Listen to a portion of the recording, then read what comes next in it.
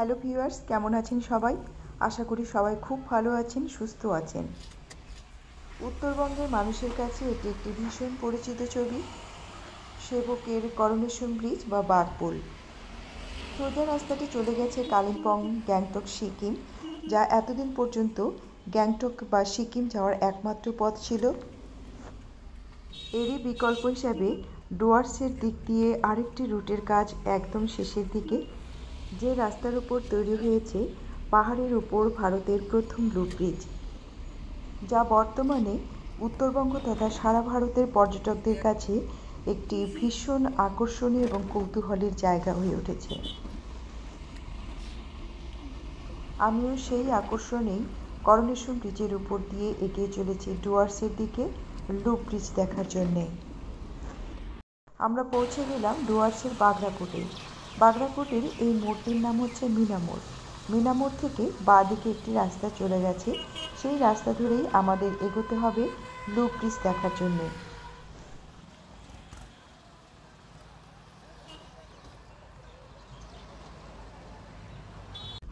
চা বাগানের ভেতর দিয়ে কয়েক কিলোমিটার এগোলেই দূর থেকেই পাহাড়ের উপর দেখতে পাওয়া যাবে ব্লু ব্রিজের ছবি।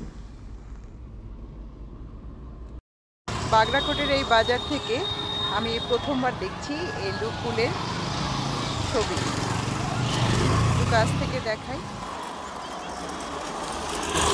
এই যে দূরে পাহাড়টা, এখান থেকে প্রথম দেখলাম ব্লু পুলের ছবি।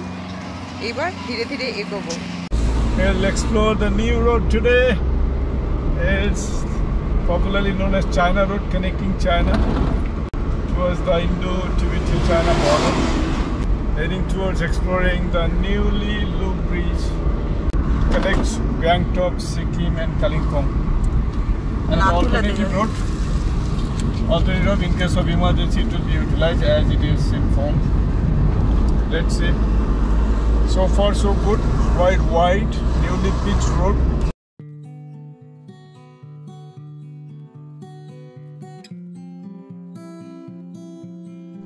আমরা কিন্তু পৌঁছে গেছি লুপ ব্রিজের প্রথম পর্যায়ে।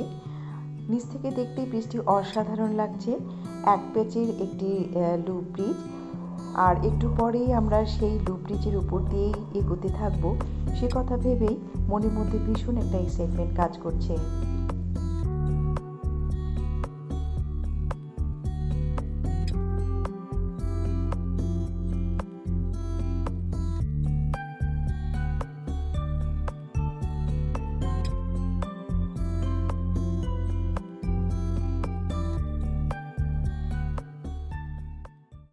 এরপর আরো লোক আছে তো নাকি? এটা তো ট্রেলার।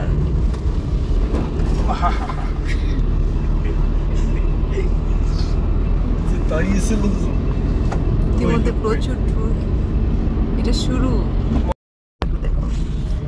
এই হচ্ছে লোক। Wide, extensive road, newly constructed, but I'm scared in rainy season the condition will be worst.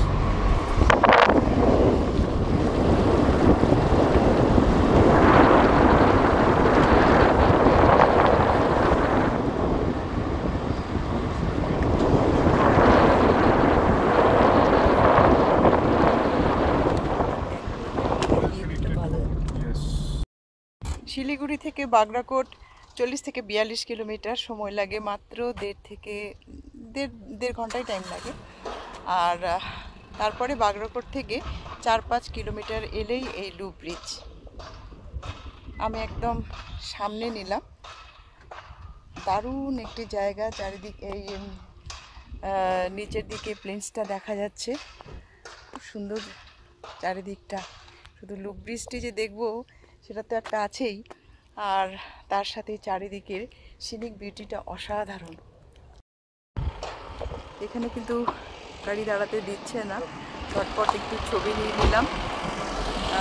এটা কানেক্ট করবে নাথুলা পর্যন্ত রুটটি যাবে। এখান থেকে কালিম্পং 59 কিলোমিটার এবং গ্যাংটক 161 কিলোমিটার।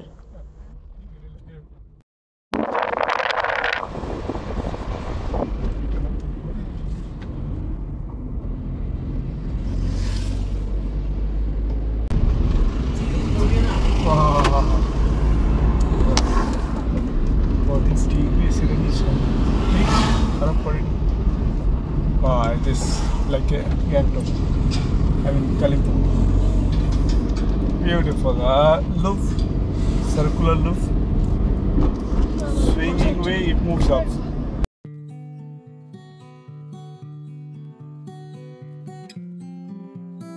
এতদিন ওয়েস্ট বেঙ্গলের সাথে সিকিমের একমাত্র কানেক্টিভ রুট ছিল 10 নম্বর জাতীয় সড়ক, কিন্তু প্রায় প্রতি বছর বর্ষায় ধস নামার কারণে সেই রাস্তাটি কয়েকদিন বন্ধ রাখতে হয়, যার ফলে মাঝে মাঝে কিন্তু বেঙ্গল টু সিকিম যোগাযোগ বিচ্ছিন্ন হয়ে পড়ে।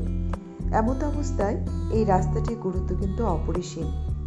দেশের কোনো জরুরি পরিস্থিতিতে এই 717A রুট ভীষণ গুরুত্বপূর্ণ। এই ব্রিজটির একটি ডাক নামও প্রচলিত হতে শুরু করেছে। নেপালিদের অনেকেই এই ব্রিজটিকে বলেন শেল রুটি ব্রিজ। নেপালিদের একটি জনপ্রিয় খাবার শেল রুটি।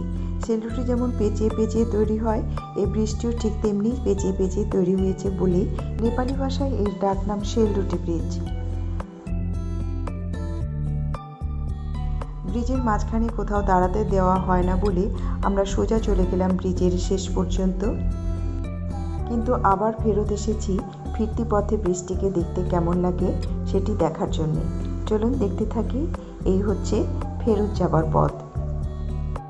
তবে ফেরত গিয়েও আমরা কিন্তু উঠে এসেছিলাম আবার এই রুট ধরেই, আর এই রুট ধরেই আমরা এগিয়ে চলেছিলাম রাস্তাটি যত দূর যায়, আর সেই রাস্তা ধরে একটা গোটা পাহাড় ঘুরে এসেছি। সেই ভিডিও আপনাদের কাছে শেয়ার করব পরের পর্বে। আজ শুধু লুপ ব্রিজ।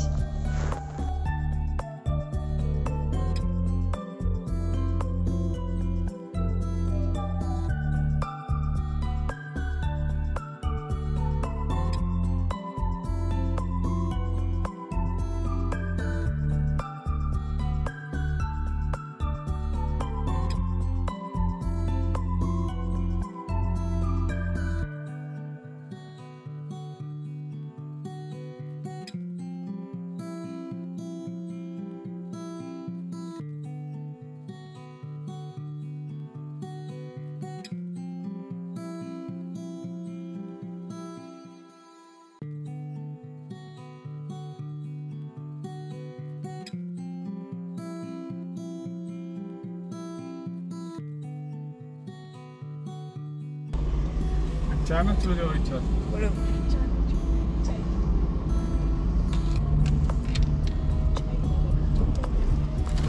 এইগুলো পাটা টুকে টুকে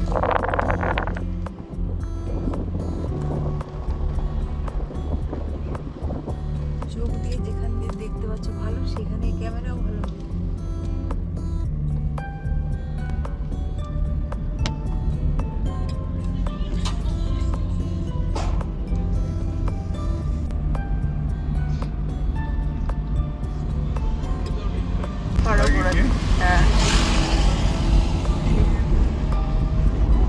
নিচের ভিউটা নিয়ে নাও। দেখ নিচের ভিউটা কি সুন্দর।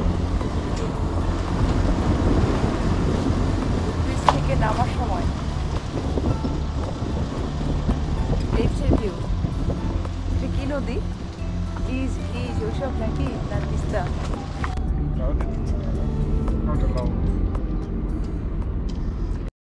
লুপ ব্রিজটি পার হয়ে এলাম। লুপ ব্রিজে তো দাঁড়াতেও দিচ্ছে না, ওখানে দাঁড়িয়ে কোনো ছবি তোলাও যাচ্ছে না। লুপ ব্রিজ পার হয়ে এখানে এই লুপ ব্রিজ দেখার জন্য বেশ ছোটোখাটো দোকান হয়ে গেছে, প্রচুর পর্যটকও দেখতে পাচ্ছি। লুপ ব্রিজ পার হয়ে আমরা এগোতে থাকবো এই রাস্তা ধরেই। ঘুরে আসবো একটা গোটা পাহাড়, আর এই নতুন রাস্তায় অনেক অজানা পর্যটন কেন্দ্র, অনেক অজানা গ্রাম, আর অবশ্যই অপরিসীম প্রাকৃতিক সৌন্দর্য নিয়ে হাজির হব আগামী পর্বে। ততক্ষণের জন্য টাটা।